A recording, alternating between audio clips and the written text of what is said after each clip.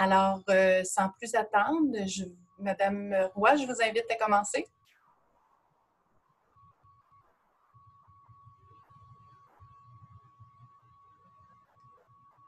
Il semble qu'elle ait de la difficulté à se brancher.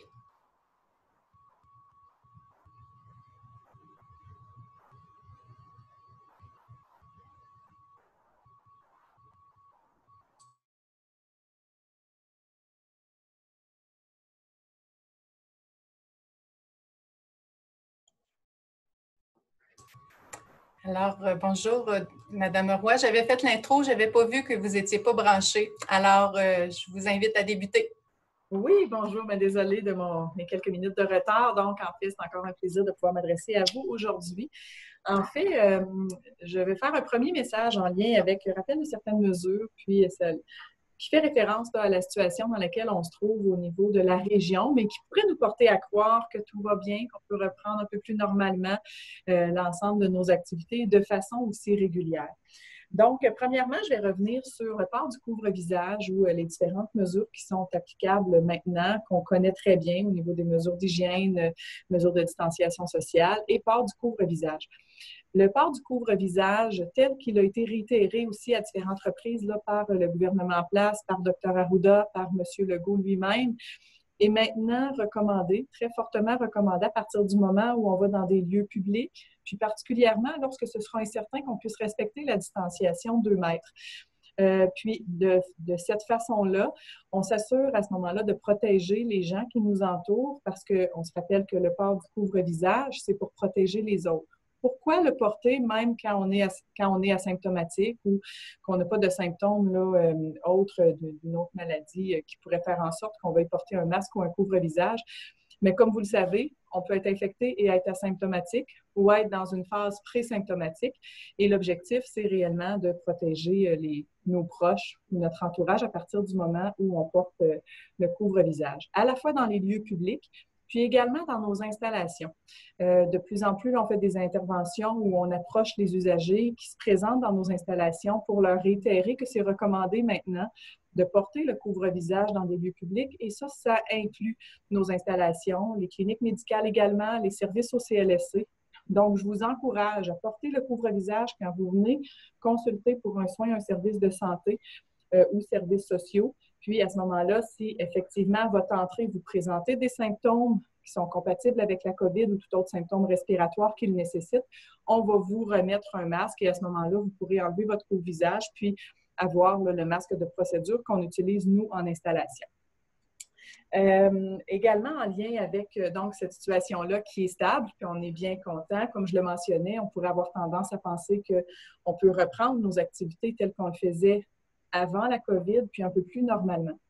Effectivement, le plan de déconfinement qui s'échelonne là, sur une phase préliminaire. Il y avait 6 phases prévues au déconfinement telles qu'on le retrouve bien présenté au niveau du site gouvernemental, puis d'autres dates ultérieures là, suite à la dernière phase qui est la phase 6. Déjà en région, avec la semaine d'aujourd'hui, on a complété la phase préliminaire ainsi que les 5 premières phases du plan de déconfinement. Il y a aussi eu quelques annonces au niveau de la phase 6, entre autres les camps de jour, entre autres également les piscines extérieures privées ouvertes au public. Donc, on voit vraiment là, que ça progresse au niveau du déconfinement en région. C'est d'autant plus important de respecter l'ensemble des mesures d'hygiène, des mesures de distanciation, les différentes mesures qui nous ont été dictées depuis le début de la situation pandémique. Puis, je tiens à vous les rappeler pour qu'on puisse là, se dire tous ensemble que c'est important de respecter l'ensemble de ces mesures-là et qu'on n'en oublie pas. Donc, évidemment, limitation du nombre de contacts. Donc, depuis le début, on le sait, on va vouloir éviter la transmission. Si c'est le cas dans la région, qu'on a une augmentation éventuellement d'un nombre de cas ou des éclosions, le fait de s'être davantage protégé, d'avoir eu moins de contact avec des gens qui nous entourent et de façon répétée, va avoir pu limiter la transmission. Donc, limitation du nombre de contacts, distanciation physique, effectivement, des barrières physiques, on le sait, dans différents commerces, différentes entreprises, on observe des barrières physiques à défaut de pouvoir respecter la distanciation. C'est parfois un moyen qui est utilisé. L'hygiène des mains, qui est la première mesure la plus efficace. Donc, l'hygiène des mains toujours. L'étiquette respiratoire, qui inclut à ce moment-là le port du couvre-visage ou du masque. puis la désinfection fréquente de nos différentes surfaces à la maison, surfaces au travail également. Ces mesures-là sont hiérarchisées également. Donc, il ne faut pas se dire, bien, à partir du moment où je porte un masque, il n'y a pas de problème, je peux entrer en contact avec plusieurs personnes, puis ne pas respecter l'ensemble des autres mesures. L'important, c'est de comprendre la hiérarchie, puis évidemment, la limitation de contact, rester chez soi, rester avec ses proches, va être toujours la meilleure mesure pour éviter la transmission du virus de la COVID, mais effectivement d'autres virus aussi.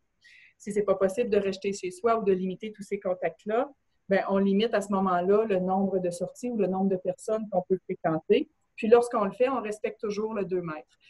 Lorsque ce n'est pas possible de respecter le 2 mètres, il y a des barrières physiques qui peuvent s'installer. Puis effectivement, le port du couvre-visage à ce moment-là peut s'appliquer. Donc, c'est un rappel aujourd'hui de l'ensemble des différentes mesures parce que c'est important encore plus maintenant dans un contexte où on a une situation stable. C'est le moment de pouvoir développer des bonnes habitudes de ces mesures-là qu'on aura à tenir probablement dans l'ensemble de nos activités régulières quotidiennes pendant plusieurs mois, puis pour qu'on puisse là, finalement éviter certaines transmissions du virus qui pourraient arriver dans la région. Je ferai aussi un message de rappel concernant la modalité pour pouvoir avoir accès à nos milieux à titre de proche aidant. On est interpellé à plusieurs reprises parce que pour des gens hospitalisés et leur famille, c'est difficile, peu de contact physique possible. Effectivement, les visites sont toujours interdites. Par contre, pour des séjours hospitaliers prolongés, à partir du moment où c'est requis ou pertinent qu'une personne qui est hospitalisée puisse avoir accès à un de ses proches pour pouvoir l'aider dans ses activités de la vie quotidienne, pour pouvoir assurer un support moral régulier, soutien émotif aussi, ou aider à la réadaptation. On admet maintenant des proches aidants, une personne à la fois, qui peut rester au chevet là, de la personne qui est hospitalisée. Pour ce faire, si vous souhaitez en bénéficier, vous appelez la personne qui est au poste d'unité de l'hôpital. Donc, en appelant l'hôpital de votre région, de votre secteur, vous demandez à parler à l'unité sur laquelle votre proche est hospitalisé, puis vous dites que vous souhaitez être un proche aidant identifié et pouvoir avoir accès à la personne qui est hospitalisée. De cette façon-là, on va faire les démarches avec vous et ça va pouvoir être possible là, après quelques démarches que vous devrez compléter. Je vous remercie. Bonne fin de journée. Merci beaucoup, Mme Roy. Dr. Sobanjo? Oui, merci beaucoup, Mme Godin. Bonjour tout le monde. Merci d'être présente cet après-midi. Donc, tout d'abord, je vous informe que dans les dernières 24 heures, nous n'avons pas eu de nouveaux cas déclarés. Donc, nous avons toujours 168 cas confirmés dans la région de l'Abitibi-Témiscamingue. Également, nous n'avons pas eu de nouvelles personnes rétablies. Donc, le nombre total de personnes rétablies demeure à 157 personnes. Et comme vous avez probablement constaté dans nos données d'hier, nous avons eu un autre décès qui porte le nombre total de décès à 4 décès pour la région. Actuellement, nous n'avons aucune personne hospitalisée à notre hôpital ici à Rouyn-Noranda pour la COVID-19. Toutefois, nous avons 2 personnes hospitalisées à l'extérieur de la région avec la COVID-19. Une autre chose à vous rappeler, c'est que la situation demeure stable, bien comme Mme Roy vous a bien expliqué, on doit toutefois continuer à poursuivre les mesures en place. Une chose qui nous encourage, qu'on a bien travaillé et le respect de ces mesures nous a porté fruit, c'est que depuis le début de la pandémie ici en Abitibi-Témiscamingue, nous avons eu 168 cas.